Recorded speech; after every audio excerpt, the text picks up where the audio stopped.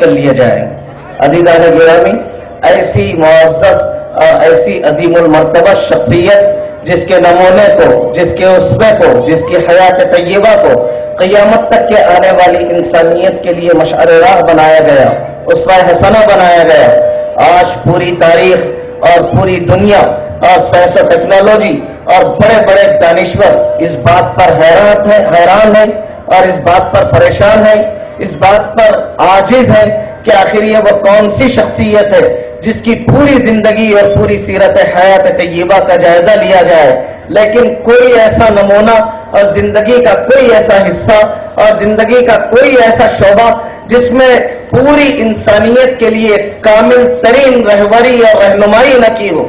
ایسا معزز ترین اور ایسا اکمل ترین اور ایسا کامل ترین مذہب حیات، لائے عمل اور دستور العمل اور پوری انسانیت کے لیے زندگی گزارنے کا ایک طریقہ آپ صلی اللہ علیہ وسلم کے صدقے اور واسطے سے ہمیں ملا. عزیزان گرامی، بڑے پتے کی بات کہی تھی، انہوں نے کہا تھا کہ خدا شاہد کہ ہم سارے جہاں پر حکمراں ہوتے، رسول پاک کی سنت اگر اپنا چلن ہوتا. بزرگان محترم، آج کی دنیا میں اگر ہم نبی رحمت صلی اللہ علیہ وسلم کے پاکیزہ تعلیمات کو، آپ کے اسوہ حسنہ کو، آپ کی بہترین حیات طیبہ کو اپنی زندگی میں مشعل راہ بنائیں گے، نمونہ عمل بنائیں گے، اسوہ بنائیں گے، تو اس دنیا ہیرا سے سوئے قوم آیا، اتر کر ہیرا سے سوئے قوم آیا اور ایک نسخہ کیمیا ساتھ لایا.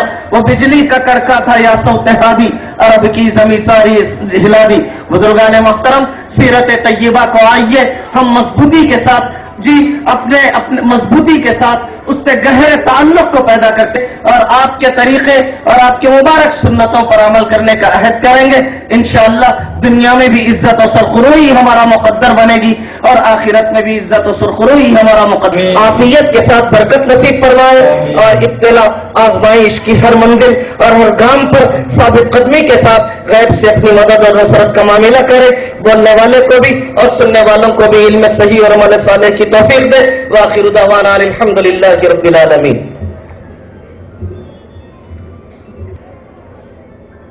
لقد من اللہ علی المؤمنین اذ بعث فیہم رسولہ. صدق اللہ المولانا العظیم.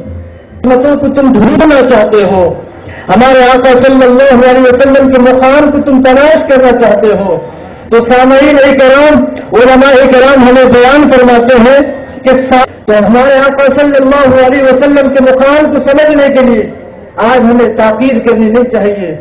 تو میرے آقا صلی اللہ علیہ وسلم کے ہمارے آقا کی ولادت کے دن سارے بتوں کو اللہ نے اور نہیں گروایا، وہ کعبے کی سرزمین کو پاک کروایا. اور آج جب میلاد النبی کا موقع آتا ہے تو تمام مسلمان میلاد النبی کے موقع پر بڑے ہی عشق کے ساتھ، شوق کے ساتھ میلاد النبی منانے کے لیے جمع ہو جاتے ہیں. اللہ تبارک و تعالیٰ ان تمام میلاد النبی منانے والوں پر آپ غور کرتے ہیں، میں بھی غور کرتا ہوں کہ اگر سورج جو روشنی ہمیں دینے والا، اس کے ہم تاروں کے مانند اس کو ہم الگ الگ جدا کر دیں، حصے میں کر دیں، تو دنیا میں کہیں پر بھی روشنی نہیں ہوتی. تو وہی سورج کا ایک حصہ ایک جگہ جمع ہو کر روشنی کو دنیا پر پھینکتا ہے. تو ایسے ہی سامعین کرام، تکبیر، نعرہ رسالت، نعرہ رسالت، نقیب ملت، شیر دکن، نعرہ تکبیر، نعرہ رسالت. بسم اللہ الرحمن الرحیم. السلام علیکم ورحمۃ اللہ وبرکاتہ. شہنشین تشریف فرما مولانا سید غیاث الدین صاحب، مولانا عبدالخوی صاحب، مجلس اتحاد المسلمین کے صدور المعتمدین معزز اراکین، رکن قانون ساز کونسل جناب سید امین جعفری صاحب، معزز علماء کرام، مشائخین عظام، میرے نوجوان ساتھیوں اور بس پردہ بیٹھ کر سننے والی میری عزتدار ماں اور بہنوں، عزیزان ملت اسلامیہ، اس جلسے کو منعقد کرنے کے سلسلے میں یہاں سے مجلس اتحاد المسلمین اور نوجوانوں کا ایک وفد قریب 25 دن پہلے حیدرآباد کو آئے تھے اور آ کر دارالسلام میں اس جلسے کا وقت مجھ سے لیا. میں نے ان کو وقت دیا. اس وقت بھی ان کا شکریہ ادا کیا کہ اتنا لمبا سفر کر کے یہ لوگ حیدرآباد کو آئے. آج بھی میں ان کا شکر گزار ہوں کہ انہوں نے مجھے یہاں پر آنے کی دعوت دی. اس وقت جلسے کا عنوان عظمت مصطفیٰ اور حالات حاضرہ تھا. جب پولیس سے پرمیشن دیا گیا تو پولیس کی طرف سے پوچھا گیا کہ عظمت مصطفیٰ کے معنی کیا ہے. جب بتلا دیا گیا اور پھر پوچھا گیا پولیس کی طرف سے، پولیس نہیں بلکہ چیف منسٹر کی طرف سے پوچھا گیا. کیا پوچھا گیا کہ حالات حاضرہ کے معنی کیا ہے؟ تو پولیس کے اعلی حکام نے کہا کہ نہیں، حالات حاضرہ پہ نہیں بول سکتے، عظمت مصطفیٰ پہ ہی بولنا. تو میرے عزیز دوستو، عظمت مصطفیٰ پہ ہی بولوں گا میں انشاءاللہ، اور اس عظمت مصطفیٰ کے عنوان میں ہی سب چیز بول کر جاؤں گا، اور کوئی چیز نہیں ہے تو ایسی چیز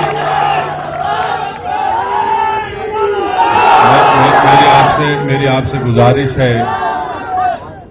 سے گزارش ہے بار بار مت آئیے، چھوڑ دیجیے جائیے. میری آپ سے گزارش یہ ہے کہ 10 بجے جلسے کو ختم کرنے کا ہے، کیونکہ لگتا ہے یہاں پر الیکشن کوڈ آف کنڈکٹ نافذ کر دیے. ٹھیک ہے، اچھا ہے، آج آپ نے ایسا کیا، کل کوئی اور بھی کرے گا. تو اس لیے میں آپ سے گزارش کروں گا کہ آپ میری بات کو آرام سے سنیے. میں آپ کو یقین دلا رہا ہوں، پولیس والوں کو بھی یقین دلا رہا ہوں، اور پولیس والے جا کر اپنے آقاؤں کو بھی یقین دلائیں کہ اسدالدین اویسی نارائن پیٹ کو آئے تھے اور صرف عظمت مصطفیٰ کے اوپر بیان کر کے گئے. عظمت مصطفیٰ اتنا وسیع سبجیکٹ ہے کہ اگر کوئی بھی عالم دین کو آپ کھڑا کر دیں گے، اگر آپ مولانا عبدالخبیر صاحب کو بولیں گے کہ مولانا عظمت مصطفیٰ پہ آپ فجر تک بولنا، تو مولانا بولیں گے میاں اتنا وقت بھی کم ہے میرے کو، میں کل ظہر تک بول سکتا ہوں. تو یہ اتنا بڑا سبجیکٹ ہے، واسٹ سبجیکٹ ہے. اور پھر جو پولیس کا پرمیشن دیا گیا، اس میں یہ کہا گیا کہ ٹاپک سے ہٹنا نہیں، سبجیکٹ پہ ہی بولنا. اچھی بات ہے ٹیچر صاحب، میں سبجیکٹ پہ ہی بولوں گا. آپ ہمارے کو پاس کرتے فیل کرتے، ہمارے کو اس کی فکر نہیں ہے، کیونکہ جو مسلمان عظمت مصطفیٰ اپنی زبان سے بولتا انہیں تو پاس ہی ہوتا، انہیں پاس نہیں بلکہ وہ 100% گولڈ میڈل لے کے آتا. تو میں سبجیکٹ پہ ہی بولوں گا ٹیچر صاحب، بلکہ ٹیچر صاحبہ کہنا پڑے گا. ہیڈ ماسٹر یا ہیڈ مسٹریس، سوری. دوسرا، کتنے کنڈیشن لگائے ٹیچر صاحبہ؟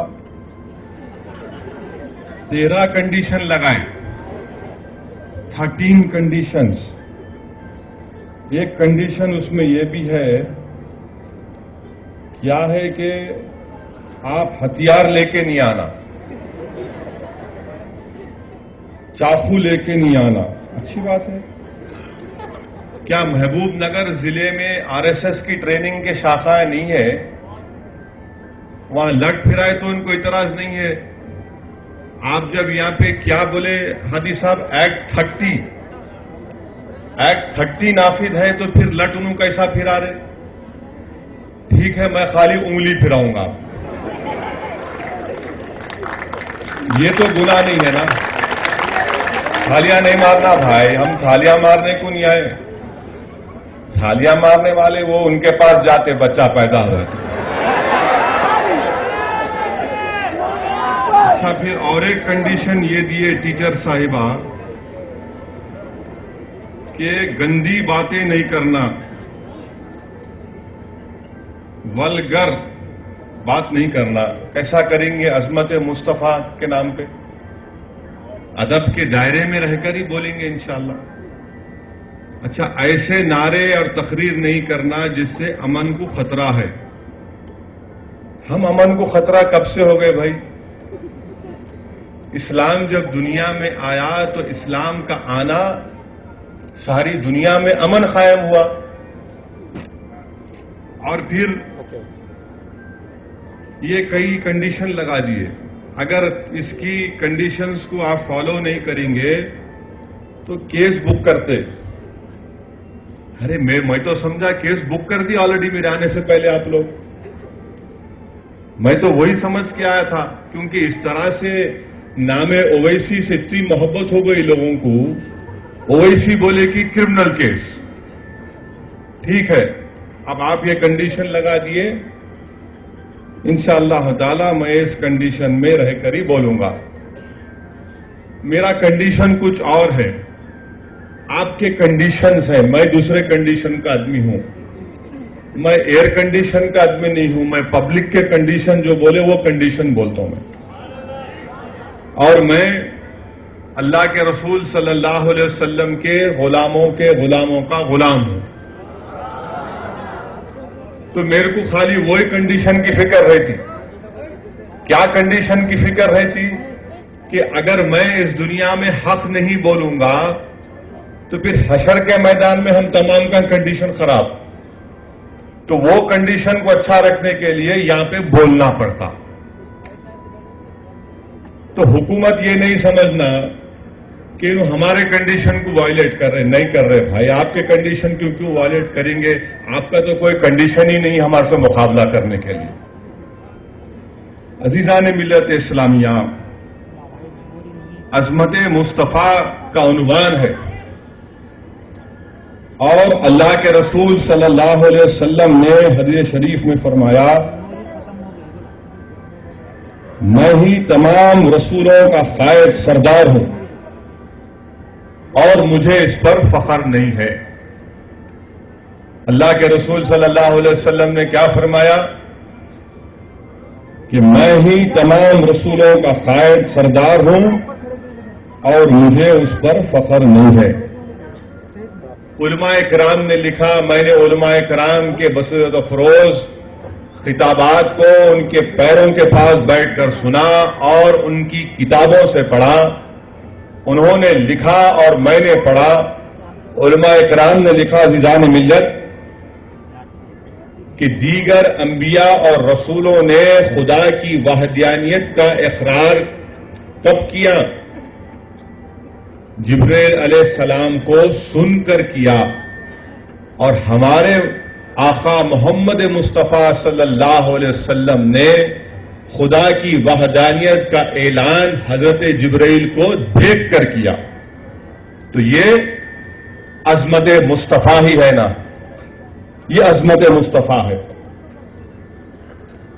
دوسری بات کہ ہر نبی کو, اللہ رسول کو اللہ نے کسی ایک علاقے کے لیے, ایک گاؤں کی طرف بھیجا